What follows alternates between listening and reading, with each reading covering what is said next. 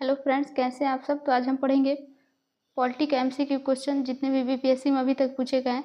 तो इसके पहले वाले लेक्चर में हम लोग कुछ क्वेश्चन डिस्कस किए हैं। आगे का देखिएगा। क्वेश्चन है आज का पहला, सिक्किम भारत का एक राज्य बनाया गया था।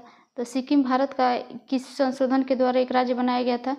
तो तीसरे संशोधन के अंतर्गत बनाया गया था। इसका आंसर ऑप्शन सी होगा।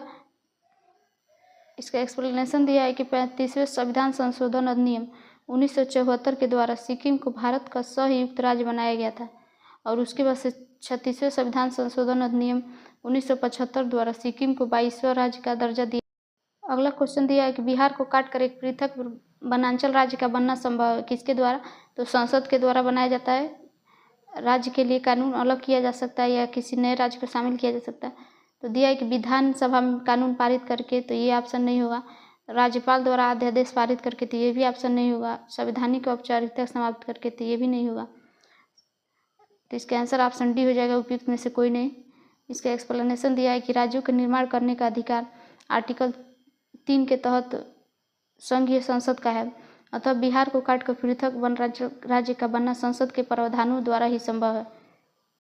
अगला क्वेश्चन दिया है कि संवैधानिक समीक्षा आयोग, जिसे संविधान समीक्षा आयोग फरवरी 2000 में गठित किया गया था, इसके अध्यक्ष कौन थे?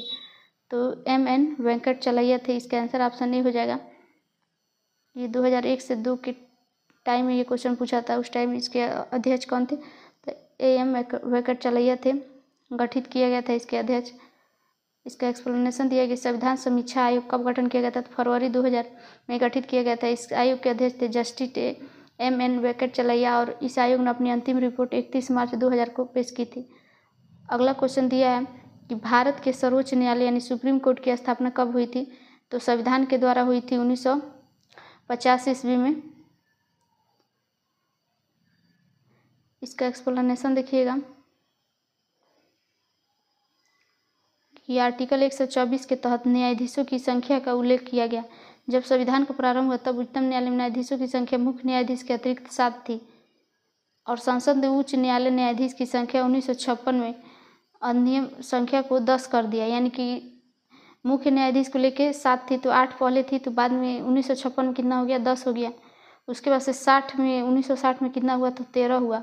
फिर 1977 में 17 हुआ, और 1986 में 25 हुआ बढ़कर, 2008 में 30, और 2019 में 33 हो गया न्यायमूर्ति के अतिरिक्त। यानी कि 33 प्लस एक मुख्य न्यायाधीश, तो 34 है इस समय प्रेजेंट टाइम में। अगला क्वेश्चन देखिएगा कि भारत के सर्वोच्च न्यायालय की स्वीकृति क्षमता क्या है, यानी कि उसके न्यायाधीशों की संख्या कितनी है? तो 33 प्लस 1 है, इसमें ऑप्शन में नहीं दिया। अगला क्वेश्चन है कि सर्वोच्च न्यायालय में न्यायाधीशों की नियुक्ति कौन करता है? तो कौन करता है?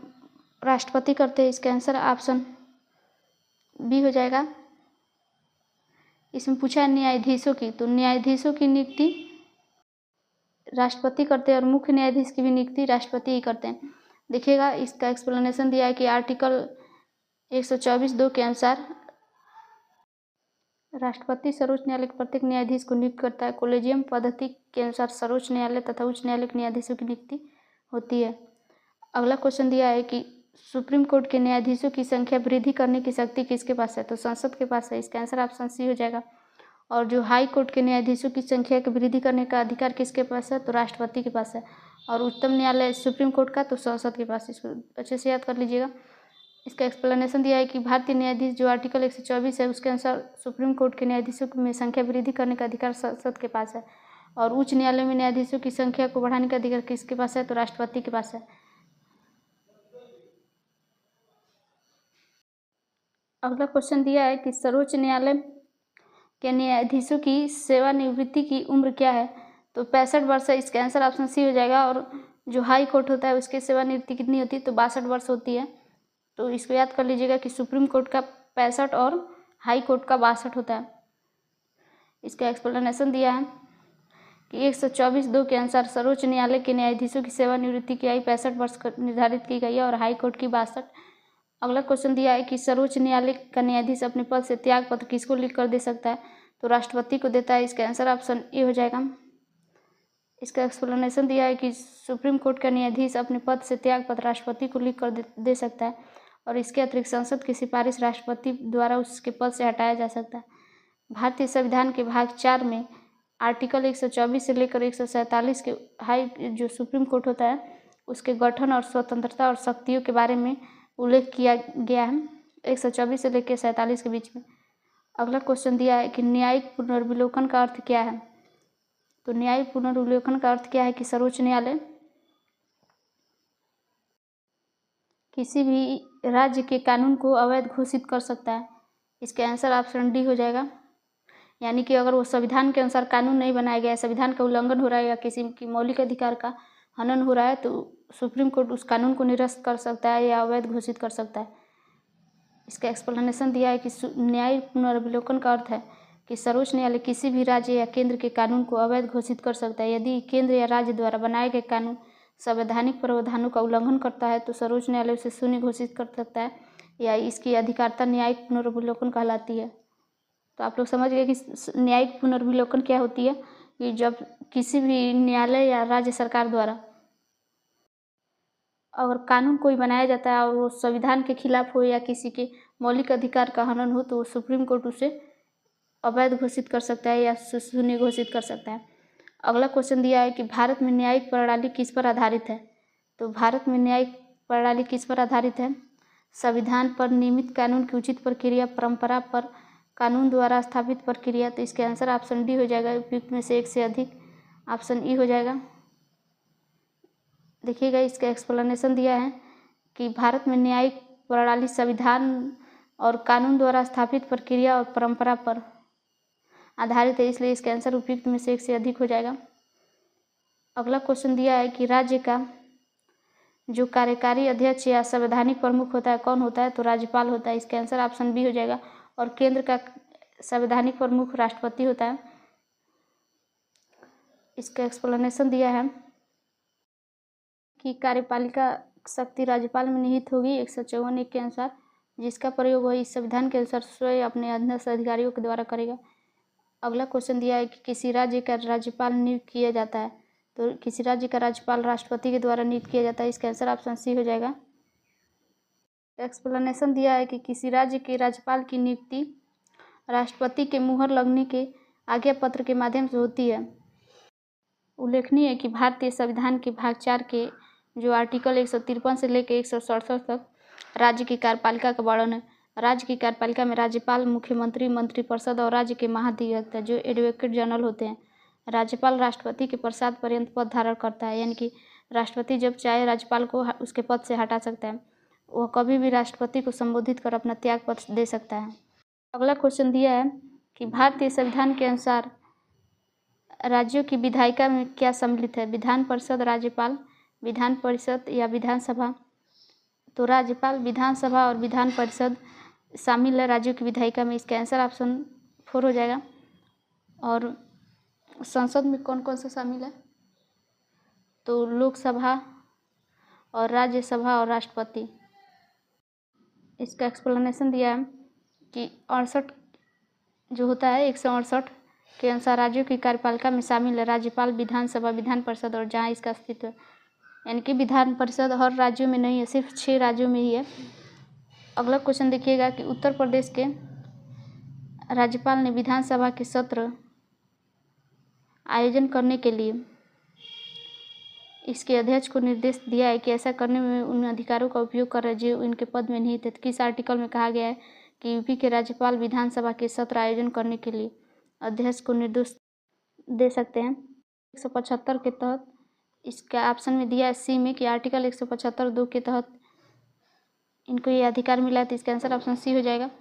इसका एक्सप्लेनेशन दिया है कि भारतीय संविधान के जो आर्टिकल 175(2) के अनुसार राज्यपाल राज्यों के विधानमंडल में उस समय लंबित किसी विधेयक के संसद में जो संबंध होता है उसके संदेश या कोई अन्य राज्यों के विधानमंडल या सदनों को भेज सकेगा। जिस सदन का कोई और संदेश भेजा गया वह सदन उस संदेश द्वारा विचार करने के लिए जो अपेक्षित विषय उस सुविधा अनुसार शीघ्रता से विचार करेगा। अगला क्वेश्चन दिया है भारत में राज्य विधान पालिकाओं का उच्च सदन कौन सा होता है। तो विधान परिषद होता है। इसका आंसर ऑप्शन ए हो जाएगा।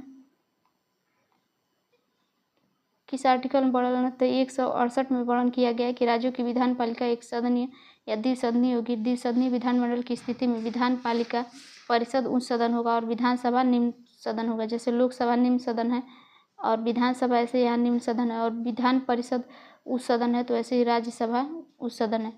अगला क्वेश्चन दिया है कि राज्य की विधान परिषद के सदस्य किस श्रेणी से नहीं चुने जाते हैं? तो किस श्रेणी से नहीं चुने जाएंगे? उद्योगपति से नहीं चुने जाएंगे, क्योंकि शिक्षक से चुने जाते हैं, पंचायतों के सदस्य या और प्रास्नातक। इसका एक्सप्लेनेशन दिया है कि जो आर्टिकल 171(3) के अनुसार प्रावधानों के तहत विधान परिषद की संरचना का उल्लेख है। इसमें 1/3 सदस्य स्थानीय निकाय द्वारा और 1/12 सदस्य 3 वर्षों से स्नातक द्वारा और 1/12 सदस्य न्यूनतम 3 वर्ष से अध्यापन कर रहे लोगों को चुनेंगे, जो माध्यमिक स्तर से निम्न स्तर के नहीं होने चाहिए, और 1/3 सदस्य विधानसभा के सदस्यों द्वारा और 6 सदस्यों को राज्यपाल द्वारा नामांकित या मनोनीत किया जाता है। अतः उद्योगपति श्रेणी से राज्य विधान परिषद के सदस्य नहीं चुने जाते हैं। अगला क्वेश्चन दिया है कि किसी राज्य में विधान परिषद की संरचना अथवा विघटन किया जा सकता है? तो केंद्रीय संसद द्वारा। इसका आंसर ऑप्शन बी हो जाएगा। इसका एक्सप्लेनेशन दिया है कि आर्टिकल 169 के अनुसार किसी राज्य में विधान परिषद की संरचना या विघटन का अधिकार संसद को है। संसद ऐसा तब कर सकेगा जब ऐसा प्रस्ताव राज्य विधानसभा की कुल सदस्य संख्या के द्वारा, बहुमत के द्वारा और उपस्थिति मतदान करने वाले सदस्यों की संख्या के कम से कम 2/3 बहुमत द्वारा पारित हो। अगला क्वेश्चन दिया है कि किस राज्य में विधान परिषद है? तो सिर्फ 6 राज्यों में ही विधान परिषद है। कौन कौन से है? तो बिहार है, आंध्र प्रदेश है, यूपी है, तेलंगाना है, कर्नाटक है, बिहार है, आंध्र प्रदेश है, महाराष्ट्र है। तो इसका आंसर कौन सा हो जाएगा? सिर्फ इसमें बिहार सही है, इसका ऑप्शन डी सही हो जाएगा। इसका एक्सप्लेनेशन में दिया है कि 168 आर्टिकल के तहत वर्तमान में बिहार, महाराष्ट्र, कर्नाटक और यूपी, आंध्र प्रदेश और तेलंगाना में विधान परिषद है। तो सिर्फ 6 राज्यों में ही विधान परिषद है, बिहार, महाराष्ट्र, कर्नाटक, उत्तर प्रदेश, आंध्र प्रदेश, तेलंगाना। अगला क्वेश्चन दिया है कि भारतीय संविधान में निम्नलिखित अनुच्छेदों में कौन राज्य की विधानसभा के निर्वाचन का प्रावधान प्रस्तुत करता है? तो आर्टिकल 170 के तहत इसका आंसर ऑप्शन ए हो जाएगा। इसका एक्सप्लेनेशन दिया है कि आर्टिकल 170 के तहत विधान परिषदों की जो विधानसभा उसकी संरचना, और आर्टिकल 176 के तहत राज्यपाल का विशेष अभिभाषण है। आर्टिकल 168 के तहत विधानसभा का अध्यक्ष और उपाध्यक्ष के बारे में वर्णन किया गया। अगला क्वेश्चन देखिएगा। अगला क्वेश्चन दिया है कि यदि किसी राज्य की विधानसभा का अध्यक्ष यानी स्पीकर पद त्याग करना चाहे तो वो अपना त्याग पत्र किसको देता है? तो उपाध्यक्ष को देता है, और उपाध्यक्ष अपना त्याग पत्र अध्यक्ष को देता है। इसका आंसर ऑप्शन सी हो जाएगा। इसका एक्सप्लेनेशन दिया है कि संविधान के जो आर्टिकल 179 के अनुसार जो विधानसभा का अध्यक्ष होता है अपना पद विधानसभा के उपाध्यक्ष को संबोधित करके त्याग पत्र दे सकता है। अगला क्वेश्चन दिया है किस उच्च न्यायालय ने यह फैसला दिया है कि एक ही बार में 3 तलाक कहने से तलाक होना गैर कानूनी है? तो इलाहाबाद हाई कोर्ट ने कहा है। इसका आंसर ऑप्शन बी हो जाएगा। इसका एक्सप्लेनेशन दिया है कि इलाहाबाद उच्च न्यायालय ने रहमतुल्लाह बनाम स्टेट ऑफ यूपी 1994 के मामले में यह निर्णय दिया कि यदि विधि के उपबंधों को विफल करने के उद्देश्य से 3 बार तलाक कहकर दिया जाता है तो ऐसा तलाक गैर कानूनी है, यानी कि उस तलाक को नहीं माना जाएगा। अगला क्वेश्चन दिया है कि निम्नलिखित उच्च न्यायालयों में से कौन एक से अधिक राज्य केंद्र शासित प्रदेशों के लिए है? तो इसमें गुवाहाटी एक से अधिक राज्य के लिए है और मुंबई। तो इसका आंसर सी और डी हो जाएगा, लेकिन इस ऑप्शन में नहीं दिया है। उपयुक्त में से स्टार लगा है, एक से अधिक दिया होता तो हो जाता या बी और सी हो जाता। गुवाहाटी उच्च न्यायालय एक से अधिक राज्यों के लिए है और इसकी क्षेत्र अधिकारिता असम, नागालैंड, मिजोरम और अरुणाचल प्रदेश तक है, जबकि मुंबई हाईकोर्ट का क्षेत्राधिकार महाराष्ट्र, दादरा नगर हवेली, दमन और दीव, गोवा है तथा विकल्प सी और डी दोनों उत्तर सही।